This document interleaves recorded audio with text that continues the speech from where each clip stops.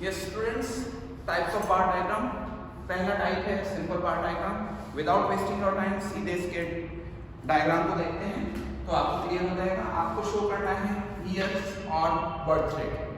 सबसे पहले ईयर्स रहेंगे एक्स एक्सिस पे और देखिएगा अगेन मैंने ध्यान से आपको बताया था कि इसमें 1 ब्लॉक को हम खाली छोड़ेंगे. ये 1 सेंटीमीटर के ब्लॉक पे हमने बनाए हैं. एक ब्लॉक खाली छोड़ा है, उसके बाद डेटा लिखाया.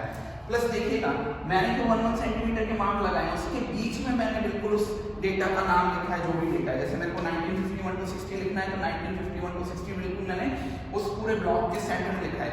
यानी ये पूरा का पूरा ब्लॉक जब इसका बिल्डअप होके आएगा या कॉलम बन के आएगा वो पूरा ब्लॉक 1951 से 60 को ब्लॉक करता है. अब जो यहाँ पर डेटा दे रखा है उसके हिसाब से मेरे को लगता है कि बेस्ट जो हमारी रहेगी स्केल वो रहेगी 1 सेंटीमीटर पे 10 की एंट्री करना. तो यहाँ पर हमने बर्थ रेट पर 1000 में शो की है जो कि है 10. आप देख सकते हैं 0 के बाद 10, 20, 30, 40. ध्यान रखिएगा ज्यादातर केसेस में हम यूज करेंगे 1 का स्केल या फिर 2 का या फिर 10 का, क्योंकि यही स्केल सबसे ज्यादा पॉपुलर है, सबसे ज्यादा इजी रहेंगे. एक चीज और हमने ग्राफ का टाइटल डाल दिया है कि हम ग्राफ पे क्या शो करना चाहते हैं और राइट हैंड साइड पे हमने y एक्सिस पे क्या स्केल रखा है वो भी शो कर दिया है. अब देखिएगा 45 शो करना है. अब 45 तो आ नहीं रहा है तो देखिएगा 1 सेंटीमीटर का मतलब 10 है. इसका मतलब 10 लाइन का मतलब हमने 10 लिया है तो 1 लाइन का मतलब 1 हो जाएगा. इसका मतलब 40 और 50 के बीच में जो फिफ्थ वाली लाइन होगी बेटा, 40 और 50 के बीच में फिफ्थ वाली लाइन 1 2 3 4 फिफ्थ नंबर की जो लाइन होगी वो 45 को शो करेगी. तो आपका बार कुछ ऐसे आएगा 40 और 50 के बीच में फिफ्थ नंबर की लाइन पे. ओके, वो मैंने हिसाब यहाँ पे लिख के दे दिया और इसके ऊपर 45 लिख दिया जाएगा. सेम वे 61 से 70 में 35 है तो अगेन 30 और ये 40, 30 और 40 के बीच में फिफ्थ नंबर की लाइन 1 2 3 4 फिफ्थ 35 फिफ्थ नंबर की लाइन पर आएगा और वो इस तरीके से शो होगा. तो अब देखिएगा आपको साफ नजर आ जाएगा कि जो ब्लॉक्स बन के आ रहे हैं उसके बीच में एक स्पेस, एक कॉलम का स्पेस हमने रखा है. 71 to 80 डायरेक्टली 30 शो होगा तो वो आप इस तरीके से शो कर सकते हैं 30. नेक्स्ट 81 to 90 28 आएगा. अब 28 कहाँ आएगा बेटा, तो ये 20 है ये 30 है. 20 के ऊपर 28 शो करना है. 21 22 23 24 25 26 27 28 8 नंबर की लाइन 20 के ऊपर 8th वाली लाइन पे 28 शो होगा तो वो 28 इस तरीके से शो हो सकता है.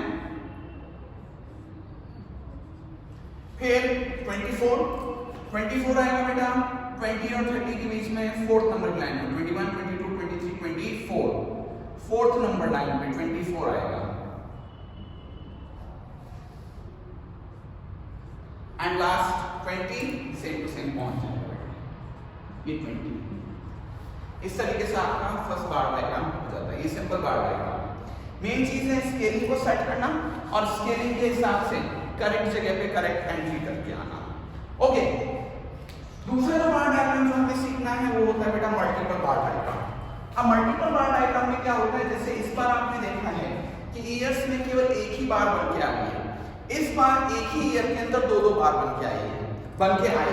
क्यों बन के आएगी, तो देखिएगा बेटा कि मेरे पास बर्थ रेट के साथ डेथ रेट का भी आपके डेटा दे रखा है. तो जब मैं इसको मल्टीपल बार डायग्राम वाले केस में सॉर्ट आउट करने जाऊंगा तो डायग्राम बेटा कैसा बनेगा, थोड़ा सा उसके लिए हमें ग्राफ में चेंजेस करने पड़ेंगे. ये हमारा 0. अब देखिएगा फर्स्ट ब्लॉक हमने खाली छोड़ दिया. अब 1931 से 40 के बीच में मेरे को 2 बार शो करनी है तो मैं 1931 से 40 का ब्लॉक बड़ा ब्लॉक लूंगा, यानी 2 सेंटीमीटर का ब्लॉक ले लूंगा. जब मैं पेपर पे इसको बेटा इसका सॉल्यूशन करके भेजूंगा तो आपको और आसानी से समझ में आ जाएगा. सेम में एक ब्लॉक छोड़ के हम फिर 1941 से 50 का ब्लॉक उठाएंगे. अब देखिएगा इधर हम बर्थ रेट और डेथ रेट दोनों शो करने जा रहे हैं जो कि है पर 1000 के ऊपर. यहाँ पे हम लिख देंगे birth rate and death rate. Scaling वही रेकमेंड करूंगा मैं y एक्सिस के ऊपर 1 सेंटीमीटर इक्वल 10 का स्केल लेके चलिए. आप 1 सेंटीमीटर इक्वल 10 का स्केल लेके चलिए तो 10 20 30 40 50 60 एंड सो ऑन. 1931 से 40 के बीच में आपके पास दो डेटा दे रखे हैं, बर्थ रेट 46 और डेथ रेट 36। तो आप क्या कर सकते हैं, 46 शो करना है। तो सबसे पहले तो 1 सेंटीमीटर का मतलब आपने बेटा रखा 10, तो 10 लाइन का मतलब हो गया 10, एक लाइन का एक लाइन का मतलब हो जाएगा 1, यानी 46 कहाँ आने वाला है, तो 40 और 50 के बीच में जो 6th नंबर की लाइन होगी, 6th वाली लाइन जो होगी वो 46 के लिए रिजर्व हो जाएगी। तो 46 आएगा बेटा कहीं यहां, ये लीजिए, ये 46 तैयार हो जाएगा। अगली चीज, इसी 1931 से 40 के बीच में हमें डेथ रेट दे रखी है 36। अब 36 कहाँ आएगा बेटा, तो 30 और 40 के बीच में 6th नंबर की जो लाइन होगी, 30 और 40 के बीच में जो 6th नंबर की लाइन होगी वो 36 को शो करेगी। मतलब मेन इसमें मुद्दा ये है कि आपने स्केलिंग क्या रखी है और उसके हिसाब से आपका डेटा कहां शो होने जाएगा। इसी तरीके से 41 से 50 वाले डेटा में आपको बर्थ रेट शो करनी है 45 और डेथ रेट शो करनी है 31। तो देखिएगा 45 आएगा बेटा 40 और 50 के बीच में 5th वाली लाइन पे 41 2 3 4 5, 5th लाइन पे 45 आएगा। तो डेटा कुछ ऐसे शो होगा। एंड इसी जगह 41 से 50 के बीच में डेथ रेट बेटा 31 आ रहा है। 31 अगर आ रहा है तो 31 आएगा 30 और 40 के बीच में फर्स्ट वाली लाइन पे। क्यों? 10 लाइन का मतलब 10, 1 का मतलब 1, तो 30 के बाद एक ही एक्स्ट्रा एंट्री तो करनी है आपको, तो इसके बाद जो फर्स्ट नंबर की लाइन होगी वहां 31 आ जाएगा। दैट मींस कहीं यहां पर।